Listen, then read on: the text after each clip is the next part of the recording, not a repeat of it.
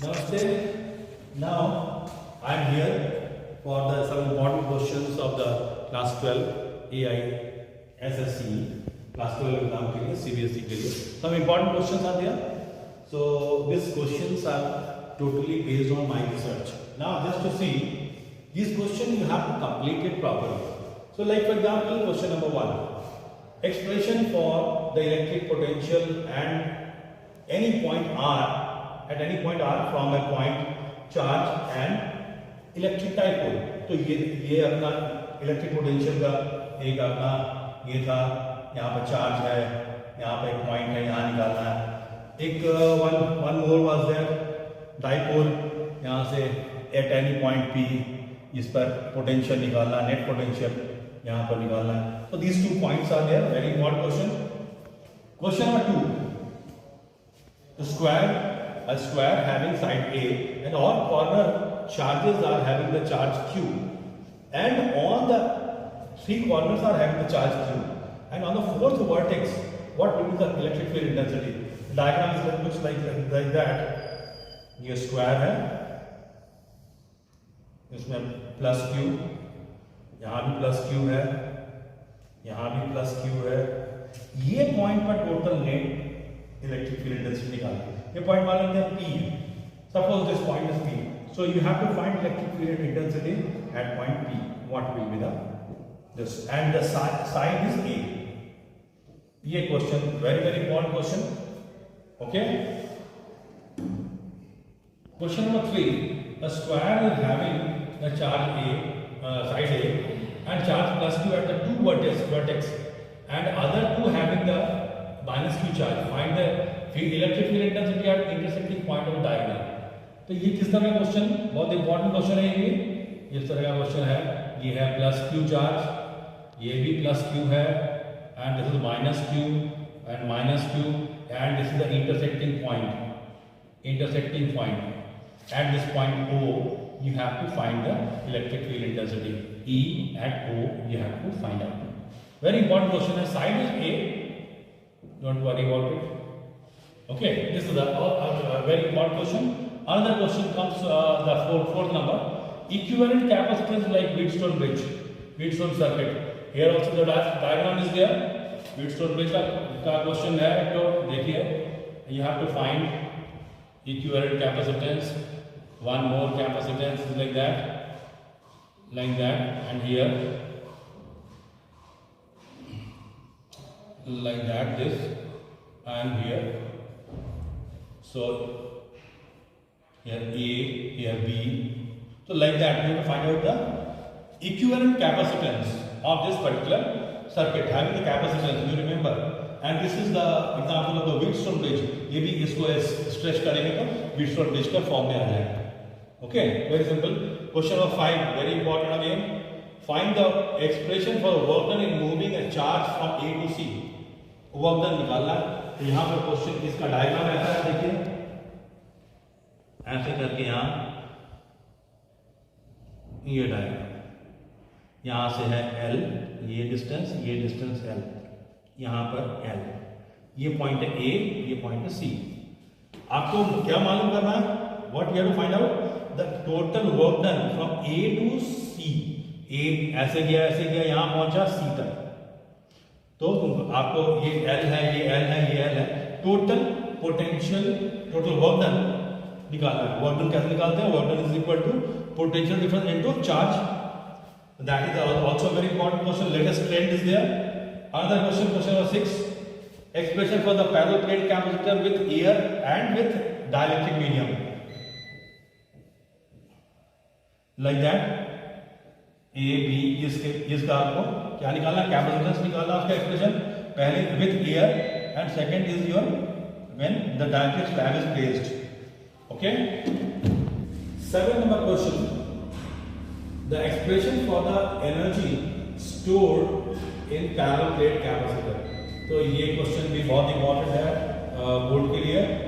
The energy निकालना है, that is half CV² का जो फॉर्मूला था पैरेलल प्लेट कैपेसिटर का एनर्जी, उसका एक्सप्रेशन निकालना. 8 number expression for the torque produced in uniform electric field. Torque का P क्रॉस E ये एक्सप्रेशन बहुत इंपॉर्टेंट है. 9 number question. These are the very important question based on the research. What are the Kirchhoff's law and its application? And for establishing a balanced condition of the Wheatstone bridge, how we are going to do it with the help of Kirchhoff's law. तो हम लोग Kirchhoff's law का ये जो मालूम है, इस तरह का ब्रिज बना के बैलेंस कंडीशन का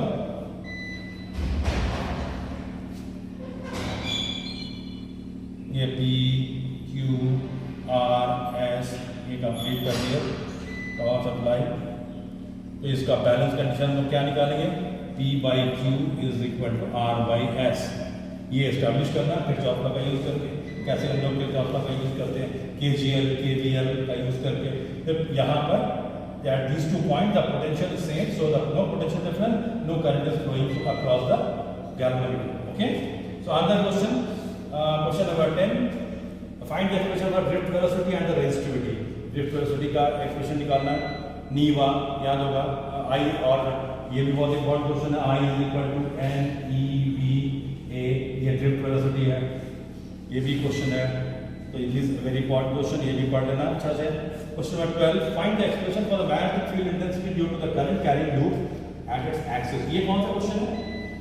ये करंट carrying loop. जैसे I करंट फ्लो कर रहा है, इससे कुछ डिस्टेंस पर से R 1 point P is there. Here we have to find the magnetic field intensity, right? Other question 13 number state and prove the proof not F V state and prove the prove होगा the Ampere circuital law and using it to establish an expression for the magnetic intensity at a point inside a solenoid, straight solenoid. तो ये कौन सा है? पहले तो होगा ampere circuit law B dot dl is equal to mu naught I. ये होता है. और हमको ये स्टेट एंड प्रूफ दोनों. उसके बाद हमको और एक चीज प्रूव करना है. Solenoid. Very important question. Solenoid के अंदर यहाँ पर एक पॉइंट P है जहां पर हमको मैग्नेटिक फील्ड इंटेंसिटी निकालना है with the help of ampere circuit law. ये क्या आएगा? That will be D is equal to mu not N I. Very important question again. तो that is the question number 13. Now next is the question number 14. Moving coil galvanometer, it's a principle, theory and construction. How it will convert into voltmeter and ammeter. Explain current sensitivity and voltage sensitivity. Very important question. Moving coil galvanometer याद रखना बहुत important question है. Next comes the question number 15. Electromagnetic spectrum. It's the uses and method of production. Electromagnetic spectrum में कौन सा है? Gamma, x-ray और उसके बाद विजिबल लाइट. सब उसका यूजेस क्या है एंड कैसे प्रोड्यूस होता है. That is very important. उससे उसका वेवलेंथ, फ्रीक्वेंसी कितना होता है वो याद रखना जरूरी है. 1-2 नंबर का क्वेश्चन आता है. Then comes the optics part, total internal reflection and its application in optical fiber, numericals also. Total internal reflection कैसे कहाँ क्या हो रहा है, तो वो हम लोग उसका कंडीशन लेके देखेंगे. कैसे क्रिटिकल एंगल कहाँ पर हो रहा है, टेंसर से रेयर में आ रहा है, कैसे क्या हो रहा है. उसका जो न्यूमेरिकल पार्ट है वो भी इंपॉर्टेंट है और ऑप्टिकल फाइबर में कैसे उसका यूज होता है. Then comes the 17 number, complete concept of YDSC माने इंटरफेरेंस. ये एक ऐसा टॉपिक है इंटरफेरेंस एंड उसके बाद डायफ्रैक्शन. बहुत इंपॉर्टेंट, दोनों से आना ही है. कंप्लीट कॉन्सेप्ट ऑफ इंटरफेरेंस कैसे होता है, उसका क्या कंडीशन का, ब्राइट फ्रिंज और डार्क फ्रिंज का कंडीशन क्या होता है, ये तुमको आपको डिराइव करना है. Then come diffraction at single slit and width of central maximum. Diffraction कैसे होता है, सिंगल स्लिट में उसका डायग्राम कैसे, अगर स्लिट को 2 इक्वल हाफ 3 इक्वल हाफ में कन्वर्ट करते हैं तो कैसे उसका पैटर्न बनता है. तो वो और उसके बाद सेंट्रल विड्थ का, सेंट्रल मैक्सिमा जो होता है उसका विड्थ का एक्सप्रेशन भी निकालना है. और इंटरफेरेंस में एक और जो ये होगा beta is lambda D by D. ये मालूम होना चाहिए क्या है, ये फ्रिंज विड्थ. बहुत इंपॉर्टेंट है. Then comes question number 19. Lens maker formula for concave and convex lens. Lens maker formula कौन सा है? ये 1/f is equal to mu minus 1 1 by R1 और माइनस 1 by R2, ये μ2 म्यू माइनस 1, ये relative reflective index है, ये याद रखना होगा। ये इसका एक्सप्रेशन को ड्रॉ करना है डायग्राम के साथ। Then comes the using mirror equation, deduce that an object is placed between f and 2f of the concave mirror produces a real image beyond 2f twice f। ये बहुत important है। कौन सा? Mirror equation को लेके 1 by v plus 1 by u is equal to 1 by f, इसको use करके हमको ये वाला क्वेश्चन को करना है। Then come reduce relation of for the reflection at this convex spherical surface when object lies in their medium and image is formed in real medium। ये तो रियल इमेज रियल है और ऑब्जेक्ट को एक particular medium में, denser medium में रखा गया है, ठीक है। That is a very very important question. Next is question number 22। Prove that I plus E is equal to del plus A for prism। ये डेल क्या? Angle of deviation. Very important question और prism इस पर deviation आता है। 23rd number, ये ऐसा question है that is very very important, आना ही है, फिक्स है, fix question, fix. 23 compound microscope, astronomical telescope and expression for magnetic power, ये फिक्स क्वेश्चन है। Next is the reflecting type of telescope. Telescope जो reflective type है, कौन सा? न्यूटोनियन के बारे में लोग पढ़ेंगे। न्यूटोनियन टाइप ऑफ टेलीस्कोप कैसे होता है ये तो मालूम है, ऐसा करके है, यहाँ से कैसे करके यहाँ पर मिरर है, इसका रिफ्लेक्ट है, इस तरह का डायग्राम करके you have to explain it. Reflecting type of telescope and its advantages. Reflecting is better than refracting, क्यों? उसका importance. Then comes 25 number, all types of graphs in the dual nature of matter and radiation। कितना तरह का graph है and find the value of the work function and Planck's constant from the graph। खासकर बहुत तरह का graph है, इस तरह का भी ग्राफ है, इस तरह का, और इस तरह का भी ग्राफ है,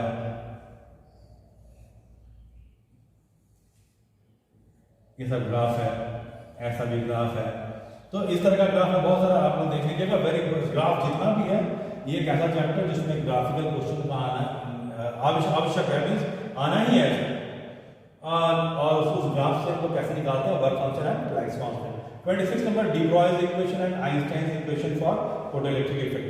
डी ब्रॉयज इक्वेशन तो मालूम, ये भी डुअल नेचर का है। H is your lambda is H by P is equal to lambda, और फिर आइंस्टाइन का जो इक्वेशन है वो work function is equal to kinetic theory, kinetic energy plus minimum energy. तो ये बहुत इंपॉर्टेंट क्वेश्चन है। Then comes to the question number 27, transformer and AC generator full concept. ये भी एक बहुत इंपॉर्टेंट फिक्स क्वेश्चन है, transformer and AC generator. Then comes to the average power consumed in LCR series circuit. ये mathematical question है, इसमें integration भी है, डिफरेंशिएशन भी है, उसका यूज करके हम लोग ये निकालते हैं। क्या आता है? Average power, P average is equal to I RMS V RMS into cos phi। ये आपको प्रूव करना होता है, very very important. 29 question number 29, expression for mutual induction between two coaxial circular coil. दो कोएक्सियल कॉइल है, उसके दोनों के बीच का म्यूचुअल इंडक्शन का एक्सप्रेशन निकालना है। Then comes the 30 number, impedance in LCR series circuit and resonance condition। impedance कैसे निकालते हैं? impedance का क्या होता है फॉर्मूला? impedance हम लोग निकालते थे, वो formula impedance del is equal to ये आएगा फेजर डायग्राम से, x l minus X C whole square under root, ये इसका ये रेजोनेंस कंडीशन के लिए x l is equal to X C करके रेजोनेंस कंडीशन हम लोग यूज करेंगे। That is your question number 30। 31, average and RMS value of AC potential. Average value क्या बोलते हैं, किसको बोलते हैं? आरएमएस वैल्यू, बहुत इंपॉर्टेंट है, ये पढ़ना। 32 number, force per unit length of for the two parallel wires carrying current and definition of ampere. दो पैरेलल वायर जिससे करंट पास कर रहा है, से I1 I2 बीच में मान लेते हैं r डिस्टेंस है, तो फोर्स पर यूनिट लेंथ का एक्सप्रेशन जो आता है ये वाला, ये बहुत इंपॉर्टेंट है। और एम्पियर का डेफिनेशन भी यहीं से आता है, very important. And question number come to 33 binding energy per nucleon versus mass number curve and its inferences. तो इस तरह का कर्व क्या था binding energy per nucleon versus mass number, इस तरह का कर्व है, इस तरह का कर्व आता है, अलग अलग पॉइंट के याद रखना होगा। कर्व का इन्फरेंस क्या है, क्या कंक्लूजन निकला, that is very important. 34 number expression for the energy of an electron in first excited state of hydrogen atom and also find the kinetic and potential energy। Total energy निकालना है उसका, electron घूमा hydrogen atom में, उसका total energy निकालना है। Question number 35 energy level diagram E and D, P and N type of semiconductor, PN junction diagram forward and reverse bias and its characteristics, very very important। ELD diagram कैसे हम draw करते हैं, वो उस तरह से ड्रॉ करना है। That is your conduction band and is the valence band, forward energy gap किसके लिए, अलग अलग P type N type of semiconductors के लिए, and PN junction diagram forward bias and the reverse bias characteristics में हम लोग क्या करते थे, that the forward bias में इस तरह का ग्राफ and reverse bias में इसी में अगर बना रहे हैं तो ऐसे करके ये ग्राफ ऐसे reverse bias में, तो इस तरह का अच्छा ग्राफ। यहाँ पर कुछ अगर न्यूमेरिकल वैल्यू है, कुछ पूछा है, you have to find out very easy. And last but not least 36 number PN junction diode as a full wave rectifier, very very important. ये एक फिक्स क्वेश्चन है, PN junction diode का हम लोग कैसे करते हैं, उसको higher voltage to lower voltage में कैसे रेक्टिफायर का यूज करके हम लोग कर रहे थे, ऐसे करते हैं डायोड का यूज किए, इधर पॉजिटिव नेगेटिव इधर सेंट्रल टैप, वहाँ पर हम लोग आउटपुट ले लेंगे, यहाँ पर ऐसे करके कनेक्ट कर दिया, और यहाँ पर ये V आउटपुट लोड रेजिस्टेंस के अक्रॉस, ये डायोड 1 डायोड 2, जब द सिंपल रेजिस्टेंस, यहाँ पर हम लोग सिंपल सर्किट डायग्राम और the resistance we are using here for the load resistance, that is a very important fixed question। So if you are going to prepare properly this question, I think you will not get less than 70% marks. The point is that 70-75% mark, which is the minimum marks required for the JEE exam. Okay? Thank you. Regarding question, your total number of question is 33 in your final exam, and this year the 4th March is the physics.